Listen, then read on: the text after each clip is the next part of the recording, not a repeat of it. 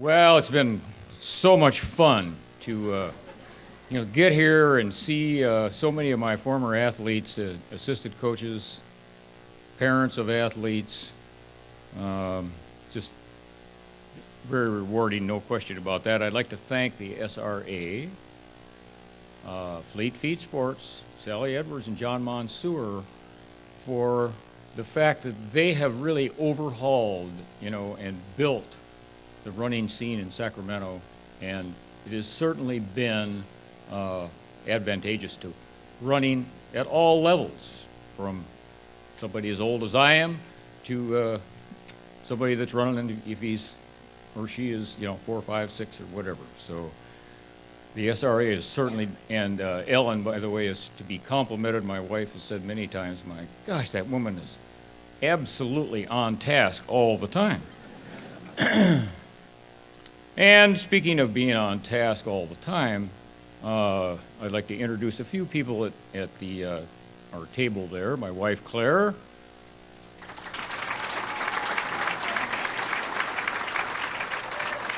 Out of the 49 years that I've coached, I think Claire missed one.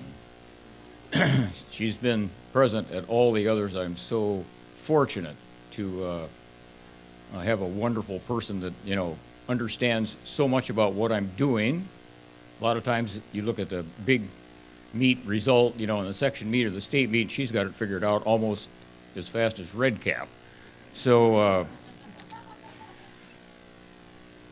and the other people I'd like to introduce there are Angela, our daughter, and Dave, and Christopher. And I'll tell you a little bit about Angela. A long time ago, we used to go on mountain runs and on Saturdays. And we were on one of those. Angela was 4. She was in the pickup truck with me that I, at that time, hauled all our athletes around in. And, she's 4 years old, and our guys come over the hill, and she looks at them, and she goes, "Daddy, the boys have lost their group." I go, "My word." And then she hesitates a moment, and she goes, "Where is John Shoemaker? He's supposed to be at practice." And I thought, boy, I'm right on the ball. The 4-year-old has it figured out maybe better than I do. Well, then we have Christopher. Christopher is a delight. He's almost 5, not quite. And they were at our place for Christmas, and Christopher challenged me to a series of races. We have this nice long hallway, and Christopher's like all children his age probably, full of vim, vigor, vitality, and lots of energy. So, but you have to understand, if you're going to run a match race with Christopher, he has it figured out so that he's got a good chance to win, see, because we use Christopher's starting sequence. That's ready, 1, 2, 3, go. Well, I start on go, but Christopher starts on 2.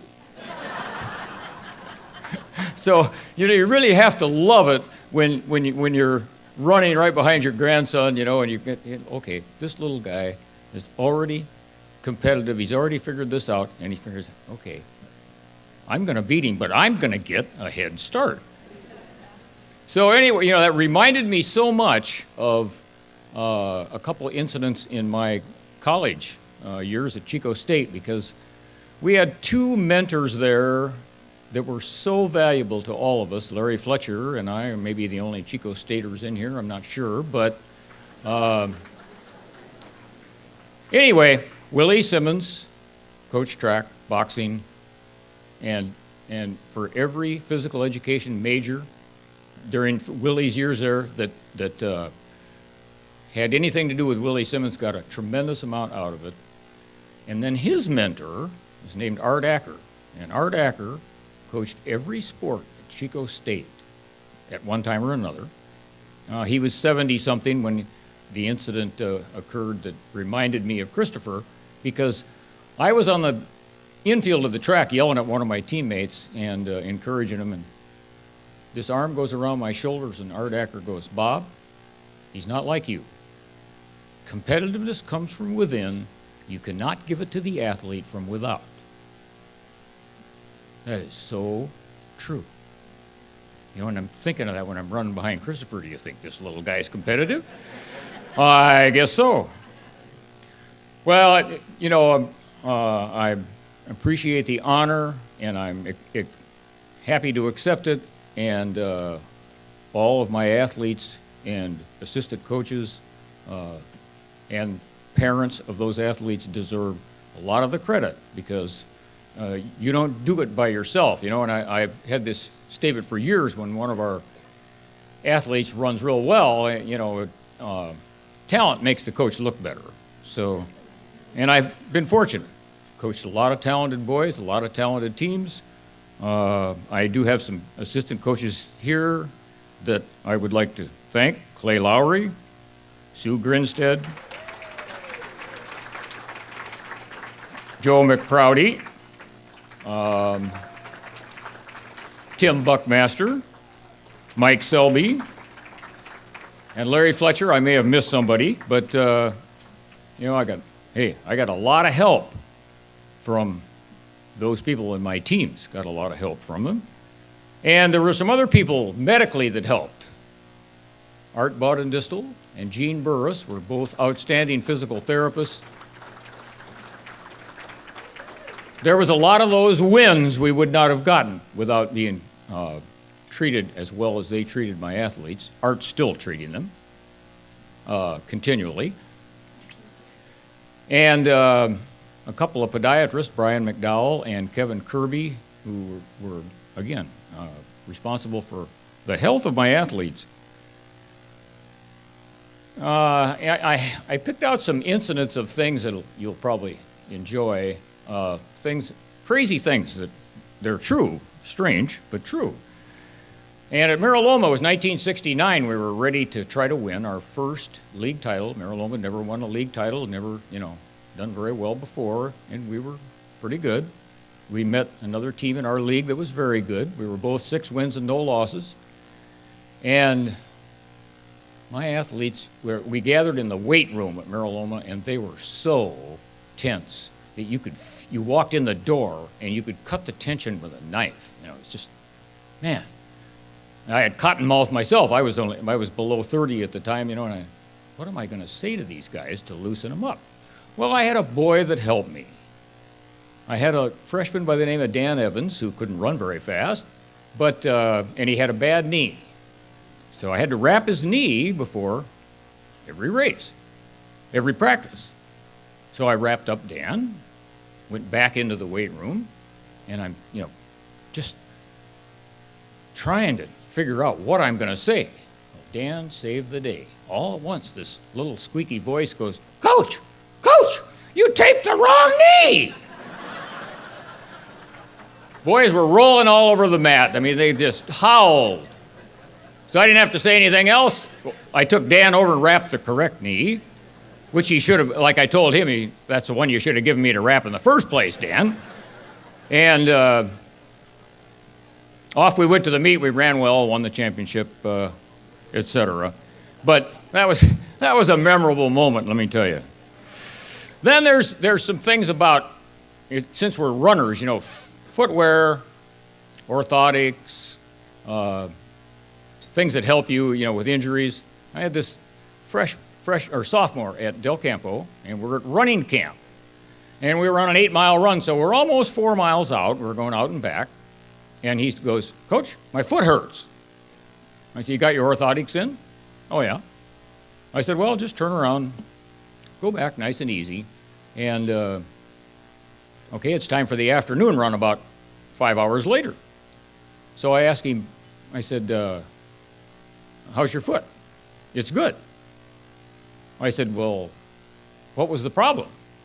He said, "Well, I had the orthotics in the wrong shoes." And he didn't have 2 pairs of shoes. So if you get the picture, how you put the right orthotic in the left shoe is beyond me. But he did it. Then there was an athlete from another school that ran it. We had a meet at Del Campo. It was a 3-way meet, I think. And in the Frost-Soft 2-mile, this one guy from another school, boy, looked like he was running real well, and he ran with a whole pack of my guys. And he fell behind a little bit in the last part of the race, and he goes across the finish line, and he goes, ow, ow, ow, my foot. And I said, what happened? He goes, well, it's my spikes.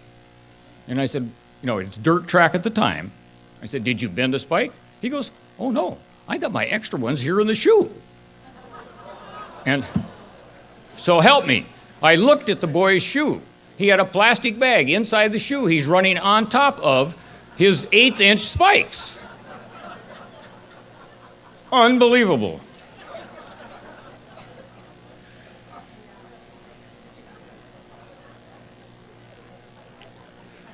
A couple of more. A Coach Lowry favorite. A relay story. Now, if I can remember very well, 2008, we had problems in Beijing with the 400 relay. We dropped the baton in both the men's final and the women's final. And of course, we sort of done this every once in a while, on the international level. We had trouble getting the baton around. And as John Mansour and I talked about, there's a reason for that, and it's lack of practice. Which you would figure that, okay, if you're on the Olympic team and you need to practice your handoffs, I would think, but somehow they don't get enough practice. So anyway, 2 drop batons, and I noticed something funny, and John mentioned it, and because I noticed when both of them ran the final, their numbers looked a little funny. And I couldn't figure out what was wrong with them. And John said, well, I can tell you what was wrong with them, Coach. They left the numbers in the hotel. They had to make them up with a felt tip pin. Well, that's not a very good way to prepare. Anyway, but we have the answer. Clay Lowry and I have the answer to any relay problem. Because Clay comes over and he goes, it was our second meet of the season, one of the last years we coached together, and he says, Coach, I got one guy that's missing out of the frosh soft team, so grab me a freshman or sophomore and send him over. So I did, and Clay is really good about just making something very simple and making it plain and getting it across to the athlete. Does a wonderful job with it. So he takes this young man over, and since we only want him to hand off or take the baton, not both of those, because he hasn't done it before, so he makes the boy into an anchor man. Okay, so he's only got to receive the baton. So he says, okay, now you start at the X here, you hand it off, get the baton after you go by this line and before the last line. The gun fires. So Clay you got that? And the boy goes, yeah, I think so. And then the runner, now the incoming baton's only about 100 yards away, and he goes, Coach, I have one question. Which way do I run? Oh, I haven't heard many better ones than that. I do have one other short story, and that's about an athlete who thought out of the box, okay? Because you have to realize now that, of course, I'm an old guy, and I did a lot of coaching on, dirt tracks. These all-weather things that we have now, I hardly recognized. And we got to see them if we went to the state meet or something, but before that, we didn't see them. And, dirt tracks, dirt infields, especially if you happen to work in the San Juan Unified School District, which features lack of maintenance, let's put it that way. Anyway, I have this sprinter, okay, and I, all of us know, outside of Clifton West, who obviously wasn't a lazy sprinter, but most sprinters are kind of lazy, they don't like work. And I've got this very gifted boy by the name of Bob Lager-Marcino, and he was very gifted, and he's moving the high jump pit by himself. So I knew there was some kind of emergency over there, so I walked over and tapped him on the shoulder, and I said, okay, why are you moving the high jump pit? He looks at me and he says, Coach, you see that anthill right there? I said, yeah. He says, well, if I jump off of that, I can break our record in the high jump. He said, and if I do, will you give me the record? And I thought for a minute, now we know it's not legal. Of course, most of the ground we were on isn't legal anyway. But I've never had another boy that thought like this guy. And I said, yes, I will. And he did break the record. Thank you.